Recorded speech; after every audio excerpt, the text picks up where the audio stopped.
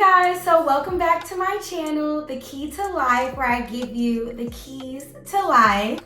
Like, subscribe. I just want to say before I start off with this episode, thank you so much to my 33 subscribers.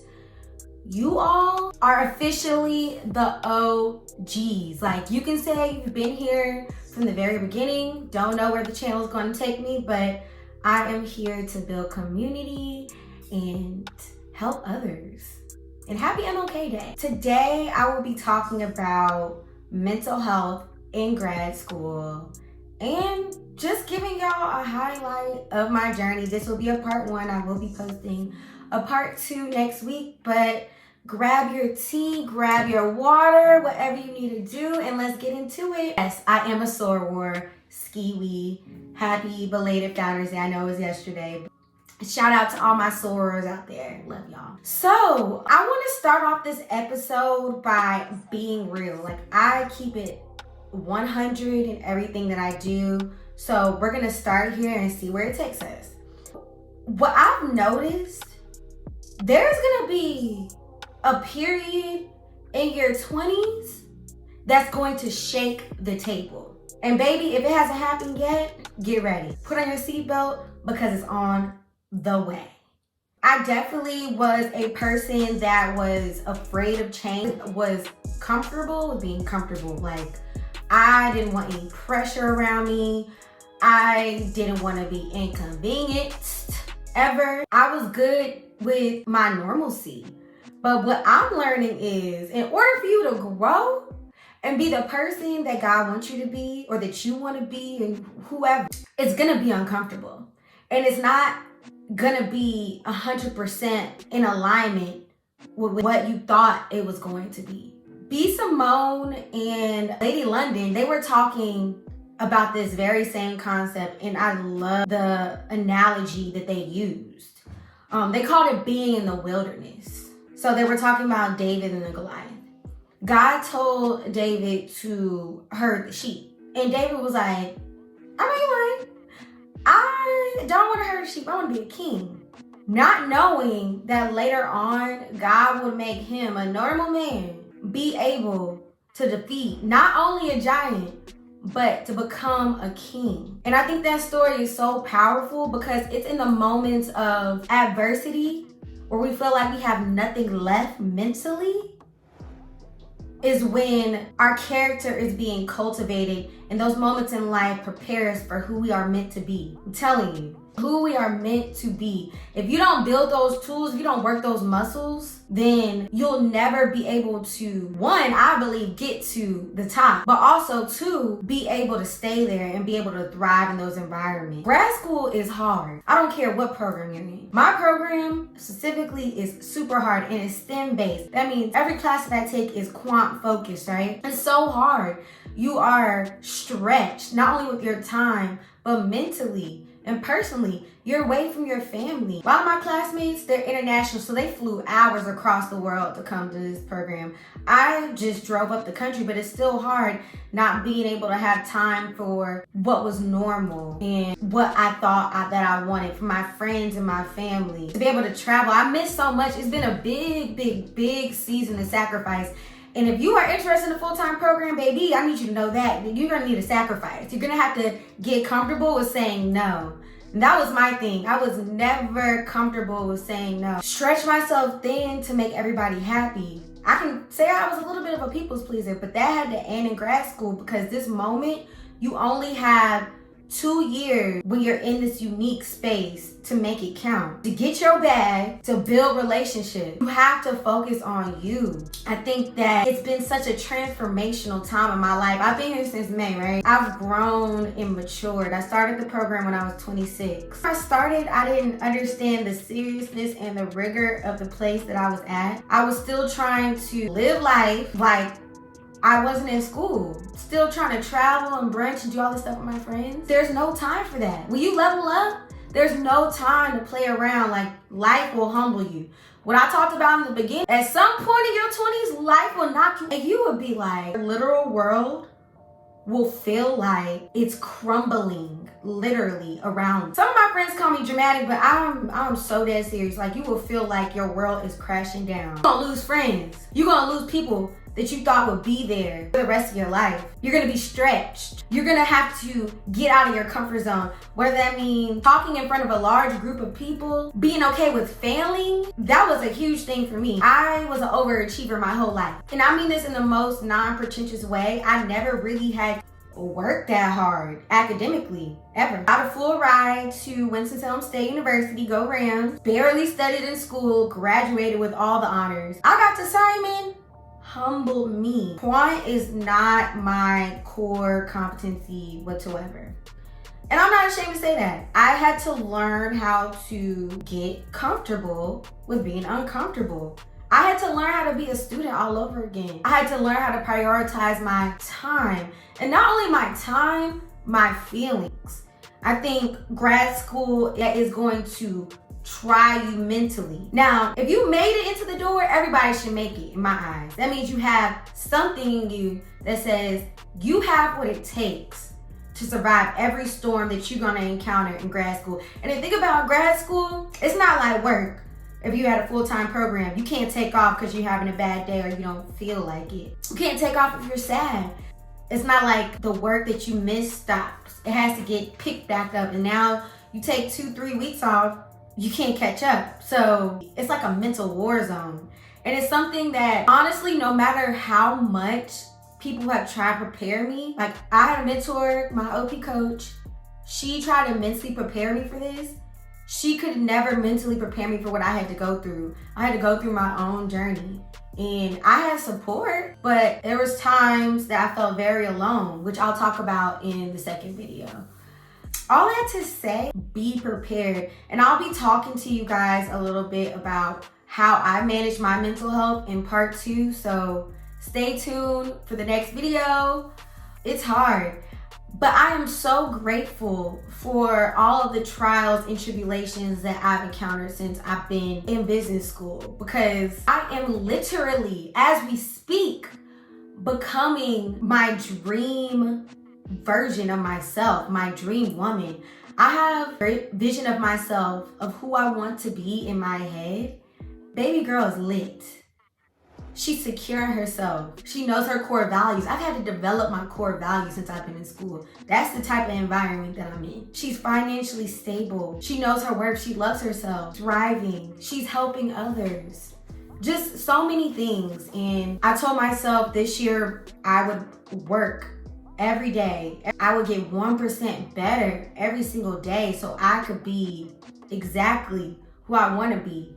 And this video is also for people that get in these high places, these spaces, and you don't feel like you deserve to be there. You deal with what we call imposter syndrome. Baby, if you're there, you're meant to be there. Bask in it. Nobody ever said it was gonna be easy. Like I told y'all, I was naive and plain when I first started school. It's not meant to be easy. The money that you get from these top MBA programs when you graduate, you thought they was gonna hand it to you? No.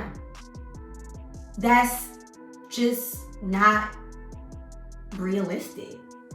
This is something I had to learn, and I recently came to this conclusion. So it's gonna be a constant evolvement of self.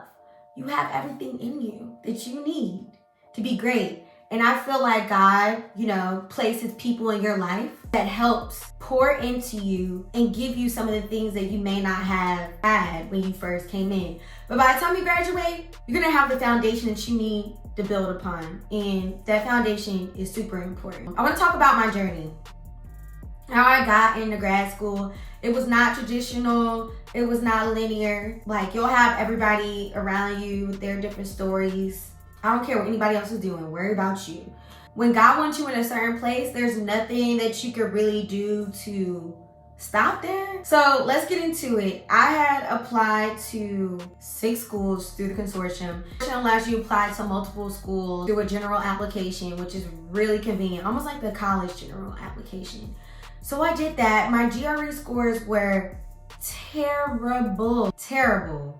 I still applied anyways to my 6 schools. At this point, I applied in January. I applied in January. I had already taken the GRE, did bad. This is my third time taking it, did bad. I decided to take it again because the consortium lets you retake the GRE after you applied, which is really convenient. So I took it for a fourth time. This was like after studying for 3-4 months. Some alum and different students from different schools just put me on game cost-effective websites for GRE prepping. One was called MAGOOSH and one was called Target Test Prep. I'll make sure I put the links below to those websites. Really great. So make sure you check them out. So with all that being said, took it the fourth time, did terrible on the quant part again. Crushed the qualitative part, but the quant part, I did terrible. I remember calling the admissions director, me and her, super cool. Her name is Julie. She's so sweet, at Simon. And we were on a texting basis relationship.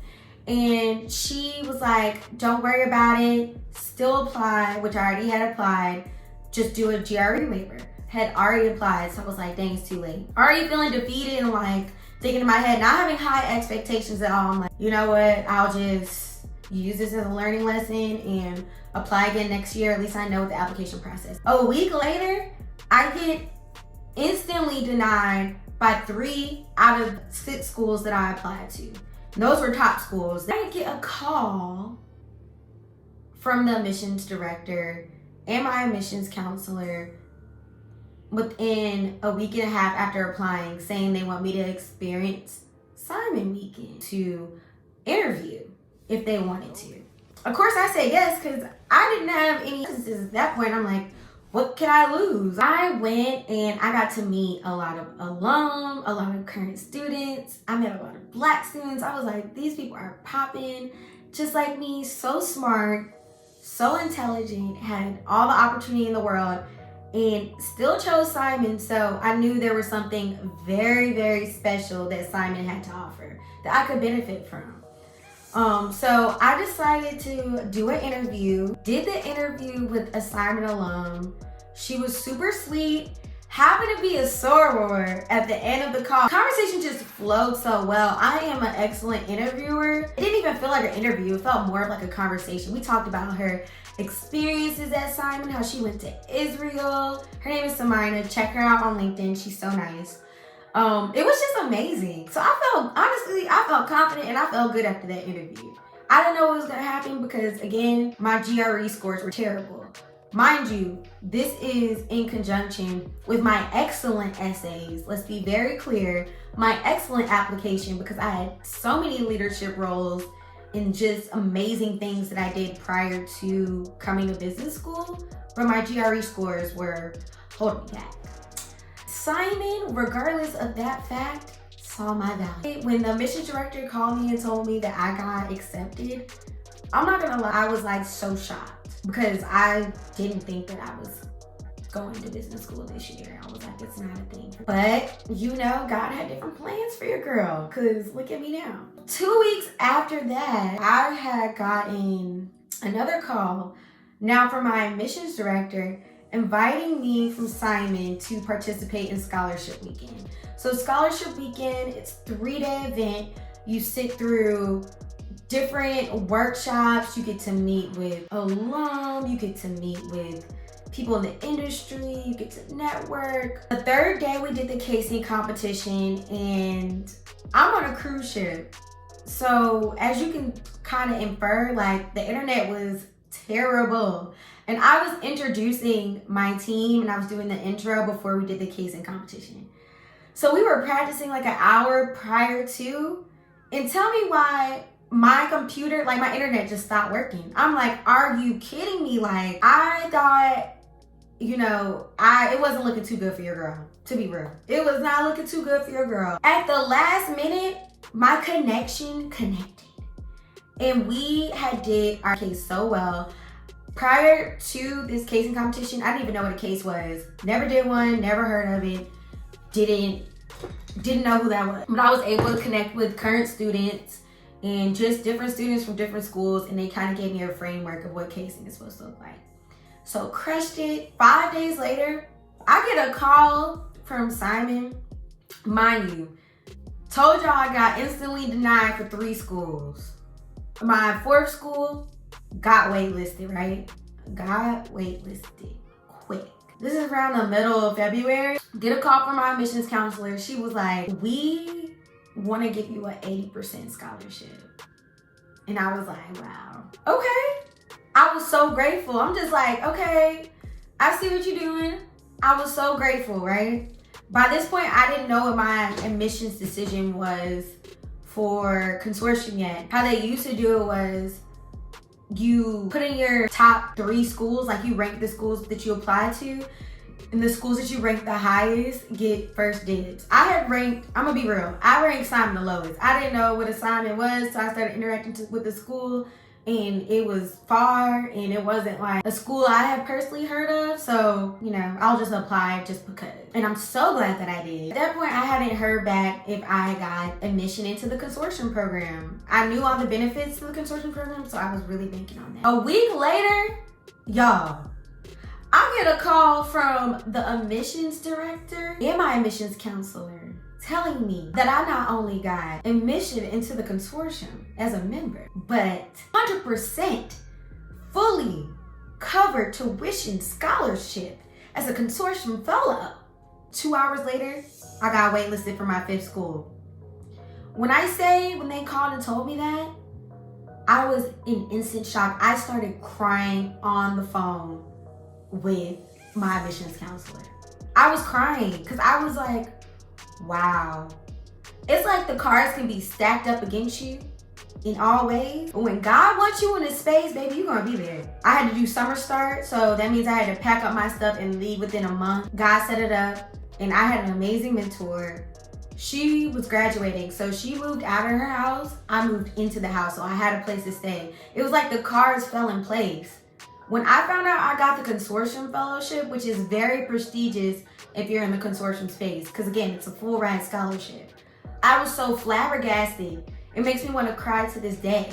But now I'm here, and it's been a journey. I'm gonna talk a little bit more about the journey that I had to go through with OP and recruiting and just my mental health in my first semester, but that'll be in part 2, so make sure you check it out. But I just want to wrap up the video by letting y'all know, like, don't stop chasing your dreams. Don't let up. And do it scared. It's never going to be the right time. Just like it was never going to be the right time for me to start this YouTube. Do you know how long I've been trying to be a content creator? For years. It's never going to be the right time, the right moment, the right environment, the right equipment, the right test scores. Simon took a chance on me because they saw me holistically, and it was my time. It was perfect timing. Do it scared. Start the business scared. Move away from home scared. Start a new job scared. You will never grow being complacent, doing the same things that you've always done. You have to be comfortable with being uncomfortable starting today. You want to be healthier, you want to grow muscles, do a push-up before you go to bed. It could be as little as that. And the person that you are evolving into is going to take discipline, period. Like I said, none of my success fell out the sky. Did I have support? Did I have people educate? Did I have people give me equity? Did I have opportunity? Yes, but it took hard work, tears, me changing mentally and then physically, not being late, learning how to study, caring about my public brand. I mean, it's so many things, and we're gonna get into it because you guys are literally going to be growing with me as I grow. We can grow together. Put in the comment section something that you did that was out of your comfort zone this year and help somebody else. You never know, your comment might inspire somebody else to just do it like Nike, because it's never gonna be the right time. But thank you. Check out my videos. Tell a friend to tell a friend. I'll catch y'all next time.